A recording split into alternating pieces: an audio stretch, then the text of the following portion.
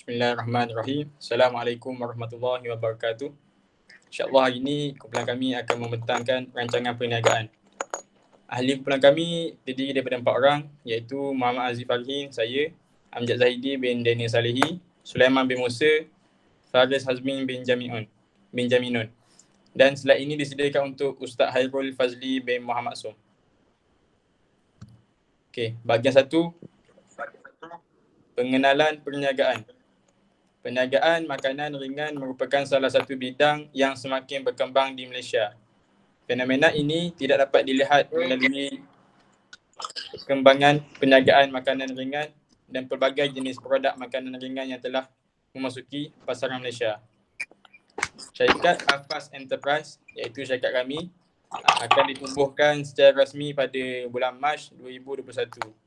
Dan perniagaan kami beroperasi di lot 72189 Jalan Tanjung Pahang 30 170 Jalan Kebun Seksyen 30 Shah Alam Selangor. Syarikat kami merupakan sebuah perniagaan perkongsian yang terdiri daripada 2 orang rakan kongsi. Syarikat kami akan mengutamakan 2 aktiviti, iaitu produk dan perkhidmatan. Produk utama yang akan kami menjual adalah kacang cheese, snack dan kerepek perisa telur masin. Dan syarikat kami juga bercadang untuk mempelbagaikan lagi jenis dan perisa pada snack, kacang dan kerepek yang syarikat kami usahakan. Okay, bahagian 2, tujuan rancangan perniagaan.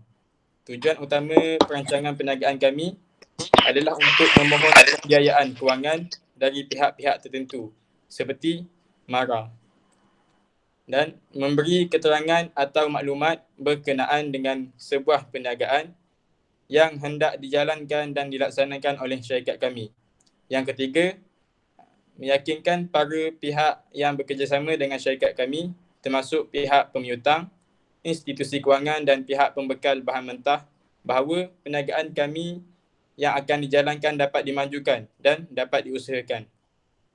Yang keempat, menjangkakan masalah-masalah yang mungkin timbul apabila perniagaan dilaksanakan. Yang kelima, dapat dijadikan sebagai alat untuk mempromosikan produk yang dihasilkan oleh organisasi kami. Dan yang terakhir, tujuan rancangan kami adalah untuk memberikan gambaran sama ada projek yang dicadangkan mampu berdaya saing ataupun tidak. Okey, semua ni adalah tujuan rancangan perniagaan syarikat kami. Okey, tujuan utama dia adalah untuk memohon pembiayaan daripada pihak MARA. Dan yang seterusnya adalah memberi keterangan atau maklumat berkenaan sebuah perniagaan yang hendak dijalankan dan dilaksanakan oleh syarikat kami. Dan yang ketiga, meyakinkan para pihak yang bekerjasama dengan syarikat kami, termasuk pihak pemiutang, institusi kewangan dan pihak pembekal bahan mentah, bahawa perniagaan yang akan dijalankan dapat dimajukan dan diusahakan. Okey, seterusnya.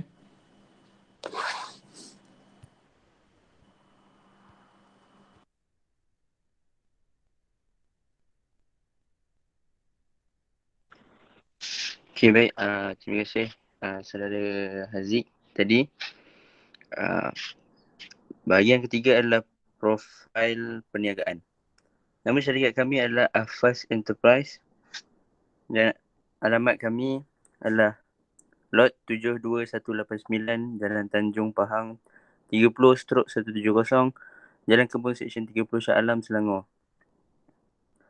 Alamat operasi lot 72189 Jalan Tanjung Pahang 30/170 Jalan Kebun Seksyen 30 Shah Alam Selangor. Nama email pula adalah afas_enterprise@gmail.com. Nombor telefon 03-852-75-658. Nombor daftar perniagaan 222929 T.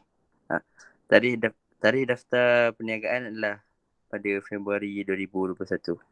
Okay.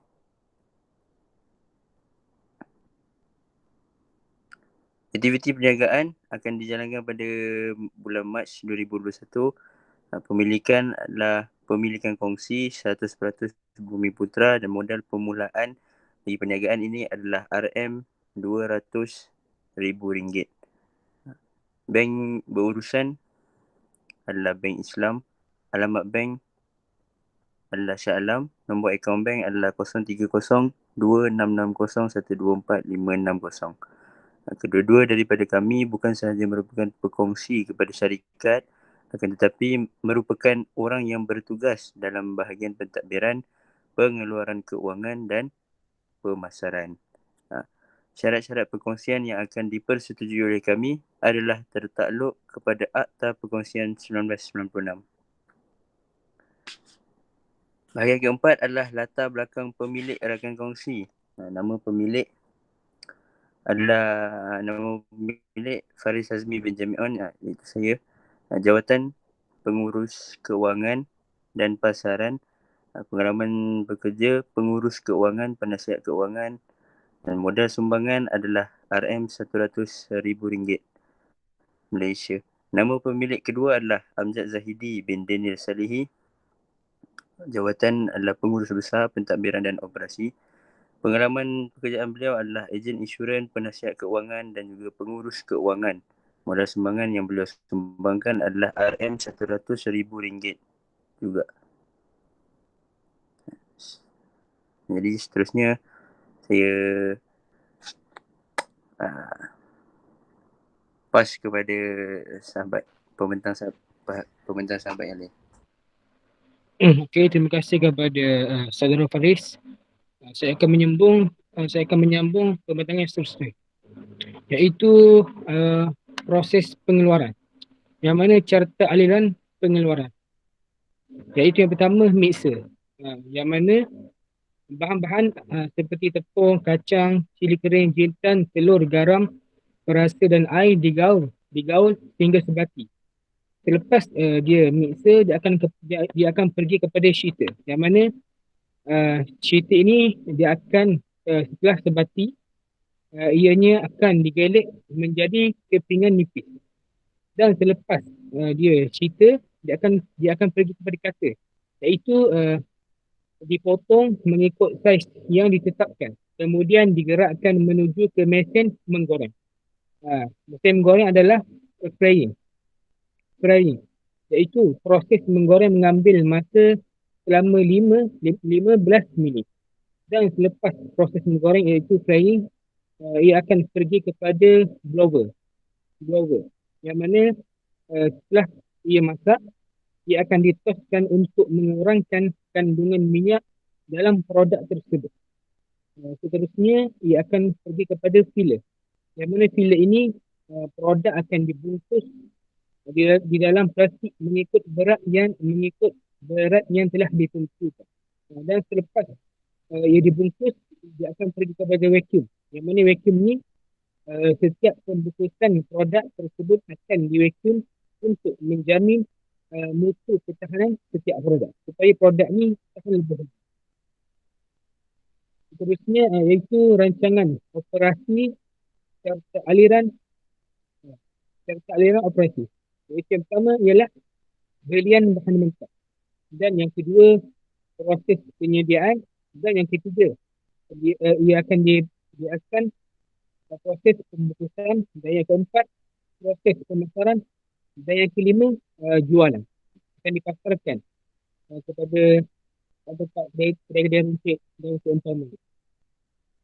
Dan seterusnya rancangan organisasi, iaitu pengenalan organisasi. Pembentukan organisasi telah dilaksanakan dengan bijaksana agar pengurusan dan pentadbiran perniagaan dapat berjalan dengan sempurna dan teratur. Pada peringkat awal, pekerja dihadkan kepada bilangan yang kecil seramai 6 atau 5 orang sahaja. Serta organisasi syarikat, iaitu serta organisasi dibentuk untuk memberi gambaran yang lebih jelas tentang jawatan yang wujud dalam struktur organisasi dan kedudukan pekerja dalam organisasi syarikat tersebut. Iaitu yang pertama ialah pengurus besar ataupun pentadbiran, dan bawahnya adalah pengurus kewangan dan pasaran, dan yang last kedua adalah pekerja, iaitu bahagian pembukusan dan lainnya. Itu saja daripada saya. Saya serahkan kepada sahabat saya.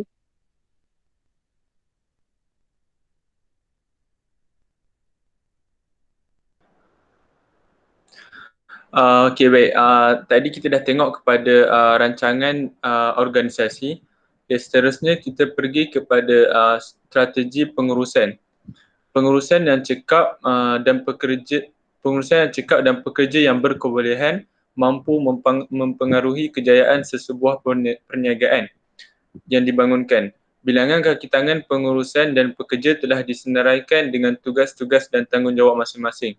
Rancangan pentadbiran juga boleh diambil kira sebagai implikasi untuk menjimatkan kos yang melibatkan pengajian jawatan-jawatan dalam perniagaan seperti berikut. Kita tengok yang pertama, pengurus ataupun bahagian pentadbiran, bilangan dia seorang dan purata gaji sebanyak 3,200. Seterusnya yang kedua, pengurus kewangan ataupun pasaran, bilangan pekerja dia seorang dan purata gaji sebanyak RM3,200. Dan yang ketiga, pekerja bahagian pemprosesan, jumlah bilangan pekerja sebanyak 4 orang dan purata gaji ialah 1,600. Jadi jumlah dia sebanyak 6,400.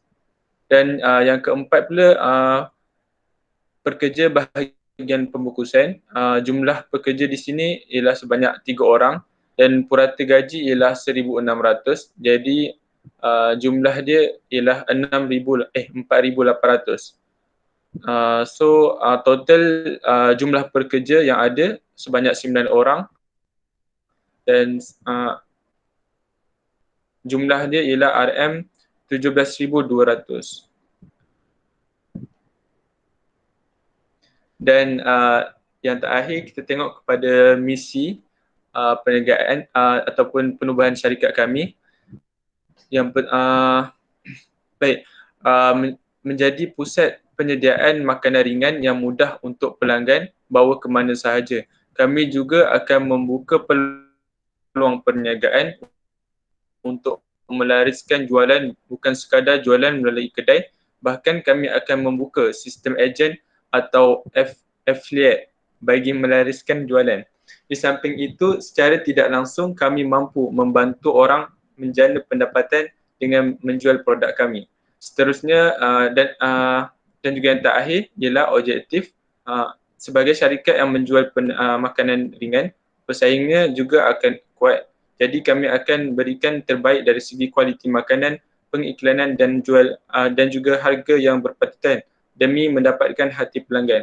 Justru kami juga ingin melahirkan ejen-ejen yang mampu menjana pendapatan secara konsisten 4 hingga 5 angka sebulan untuk simpanan mereka hari tua nanti. Dan itu saja dari kumpulan kami. Semoga dapat beri input yang baiklah untuk kita semua.